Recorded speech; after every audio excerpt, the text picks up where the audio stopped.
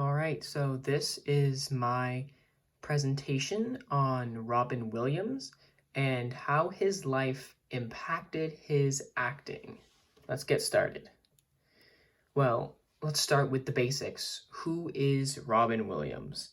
Well, Robin Williams is a comedy icon who is, in my opinion, one of the most legendary actors, voice actors, comedians of all time.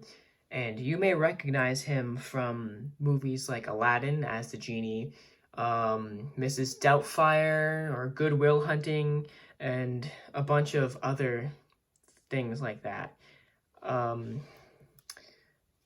He was born in in Chicago, Illinois, I apologize, on July 21st of 1951.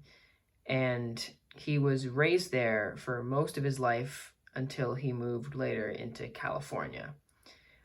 His childhood was very interesting. He came from a wealthy family and grew up with a lot of money and privilege. He even had a maid. And even though he had a lot of money, he didn't get much attention when he was growing up and was raised mostly by his maid. At the age of 11, his family moved from Chicago to the suburbs of Detroit, where they lived in a house with 40 rooms, which is crazy. I can't even imagine having a house that big, that young. Robin was described as short, shy, and introverted, and that's something that could be difficult when growing up in a big house, and it also could be difficult in school. And he got picked on a lot at school, and he was called so many different names, and this does not combine well with being alone in this giant house. So he really didn't have many friends besides his maids, and his only real friends were his imagination, and it was just a bunch of characters that he created to cope with all these issues that he had at school. He vividly remembers in 6th grade that he was constantly bullied for being overweight, and each day he would go home crying due to the torment of the other kids. And this constant harassment led him into a very deep depression, and this is something he would face for the rest of his life. And it would go away for a little bit, but it came back, and it came back strong. He ended up finding comedy as a defense mechanism taught by his mother, which he was known for having a very witty sense of humor. He also felt that this was a very easy way to develop a closer relationship with her through comedy. Williams then started to, from this comedy thing he does, developed some sort of act, and he would do a bunch of activities outside of school, and he eventually started doing stand-up until he got a full scholarship to Juilliard in New York, which is one of the schools that I was very interested in. And he ended up dropping out in his junior year to pursue his dream of stand-up. And this, got him around SNL, and eventually he landed his own television show called Mork and Mindy and moved into leading parts of the film Popeye. And this caused him to get a lot of memorable roles, as I mentioned earlier, like Aladdin, and eventually win Academy Awards. And he really was something else. Then came a very unfortunate part in his life, the drug abuse, which is very, very sad. And I think that there is a great clip by Watch Mojo that really captures how he's been doing drugs his whole life. So I'm going to show you that.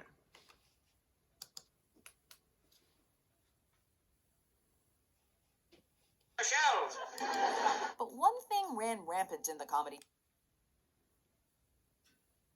scene in the late 1970s, and we're not talking about laughter. It was drugs, and Williams soon formed an addiction to cocaine and alcohol. One of his friends, Bob Davis, remembers being shocked to see Robin so ingrained in the drug culture. There was once a documentary. They asked a Peruvian Indian chief. They said, "Chief, what's cocaine?"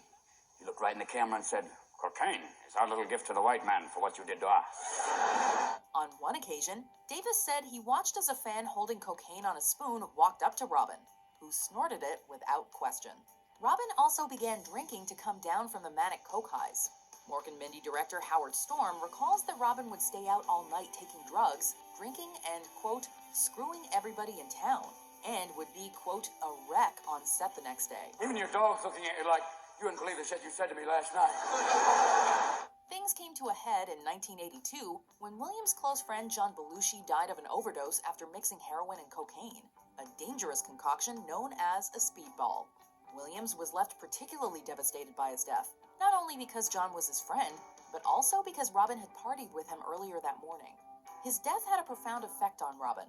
With his first child on the way, he decided to quit drugs and alcohol. A little sip of Perrier here. I had to stop drinking alcohol because I used to wake up nude in the hood of my car with my keys in my ass.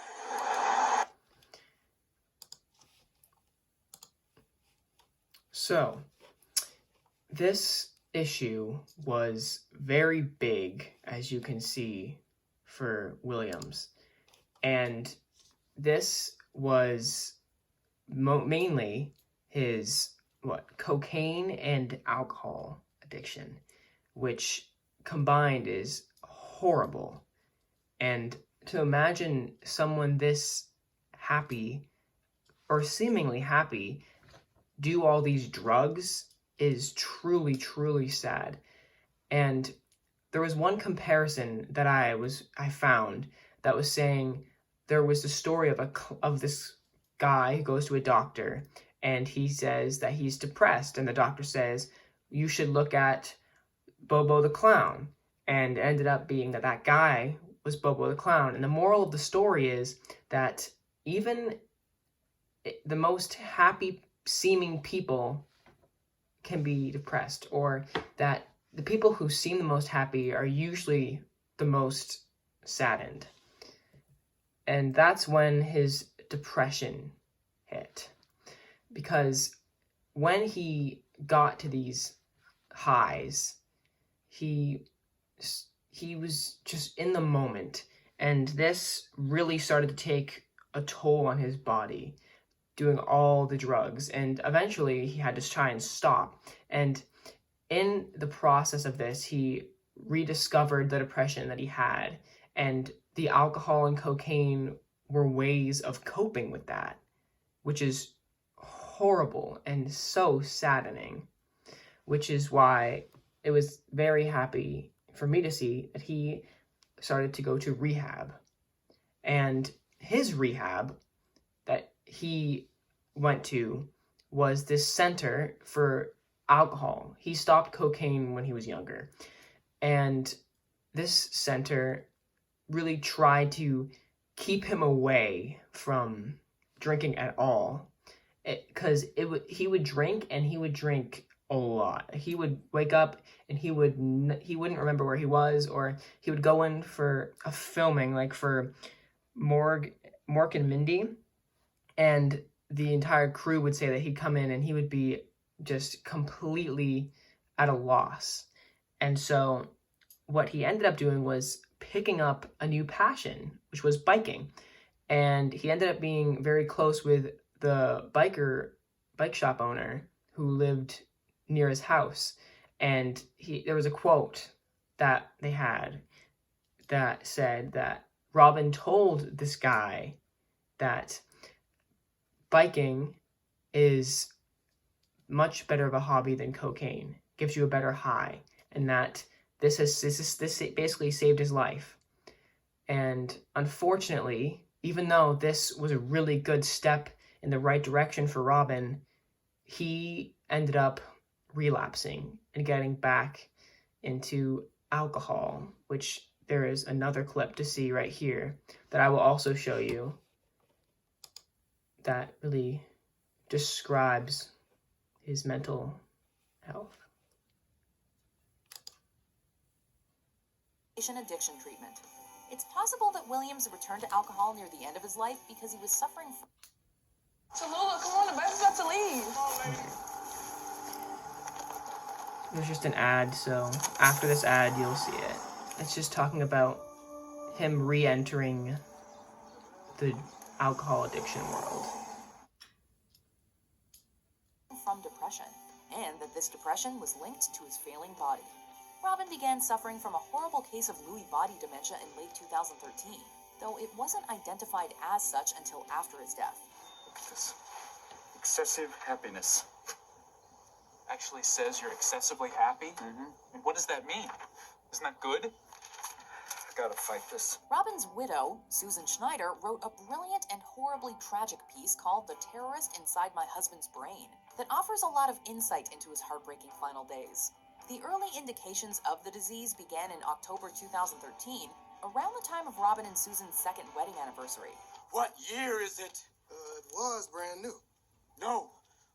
What year is it? Robin began suffering from a host of seemingly unrelated problems, including insomnia, heartburn, gut discomfort, quote, a slight tremor in his left hand, and a, quote, alarming rise in fear and anxiety. Most of these symptoms were waved away, or in the case of the hand tremor, attributed to a prior shoulder injury. I'm screwed, aren't I? But then things got worse. By winter, Robin began suffering from more extreme and worrying symptoms like paranoia, delusions, and memory loss. While filming Night at the Museum 3, Robin had immense difficulty remembering his lines, and his memory loss combined with his rising anxiety struck a lot of fear into the struggling actor. I guess this is it. Indeed. He began having, quote, unfounded fears, and suffered from a profound case of insecurity. Nothing Susan said could calm him down, or help him see clearly. It's time for your next adventure. I have no idea what I'm gonna do tomorrow. How exciting. According to Susan, Robin was fully aware that, quote, he was losing his mind. But he put on a brave face and kept the worst symptoms to himself. But near the end, there was simply no hiding the severity of his case. Robin was walking with, quote, a slow, shuffling gait. He had trouble speaking and often forgot words. His left hand wouldn't stop trembling. He could no longer judge distance and depth. And sometimes he even had trouble moving, a condition Susan calls, quote, a frozen stance. Boy! Oh! Gotcha! Smile, my boy. It's sunrise. Before we continue, be sure to subscribe to our channel and ring the bell to get notified about our latest videos. You have the option to be notified for occasional videos or all of them. If you're on your phone, make sure you go into your settings and switch on notifications. Robin had made up his mind. On the night of Sunday, August 10th, Robin said goodnight to Susan. It was the last thing he ever said to her. He committed suicide on August 11th, a final declarative statement against the disease that had been plaguing his brain for the last 10 months. Death is not the enemy, gentlemen. If we're gonna fight a disease, let's fight one of the most terrible diseases of all, indifference. Susan was lost. The world was shocked. Everyone grieved. The world had lost one of the most beloved and talented men in show business, and it came as a complete surprise. Robin was good at hiding his problems and keeping his issues to himself, and he simply hadn't been ready to share his tragic battle with the world. You treat a disease, you win, you lose. You treat a person, I guarantee you'll win, no matter what the outcome. Robin is survived by his widow and 3 children. Zach. All right. Unfortunately, Robin Williams did pass away. He unfortunately died by suicide on August 11th of 2014, and it was just a horrible day for his friends, his family, and a shock to the whole world. And one misconception that I do want to address is that people just believed that he was depressed and it came out of nowhere and he ended his own life. But as the video explained, he was suffering from manic depression or bipolar disorder and a few other mental illnesses that were making him mentally and physically incapable of doing certain things. And it was just, in his mind, another and final way to just kind of say screw you to the disease and not let them win, but let him give the last straw. And it was really just tragic that this is the way he went, but he was suffering, and it's unfortunate that that had to happen. Now, this is where the question and the topic of this all comes together. I've given you a summary and an analysis of his life, what he did, and his struggles. So now we have to ask ourselves, how did his life impact his acting? Well, as we know, he suffered from many different mental disorders. And per my analogy earlier, it was stated that usually the people who seem to be the most happy are the saddest. And that was very evident because Robin Williams seemed to be one of the most happy people on this planet, one of the most vibrant and joyful-filled people. And because from such an early age, he developed this way to cope with these sadnesses, with comedy, he used that to bring out his characters and develop more characters. And as he struggled with drug abuse, he added those into it as well. And a huge example where you can see this is at one of his comedy skits at the Met. I don't remember exactly what it's called, but definitely if you want to see that, I guess his way of expressing his sadness through a skit is a 50-minute comedy skit, New York at the Met, where he is talking about his drug addiction, and he talks about his depression, and all the things that he says are things that have happened to him. And that's how I feel his life impacted his acting, because his disorders and his issues with drugs and alcohol caused him to create more characters in his head. And it's just crazy to think that someone with this much talent got it from coping with issues that he had within himself.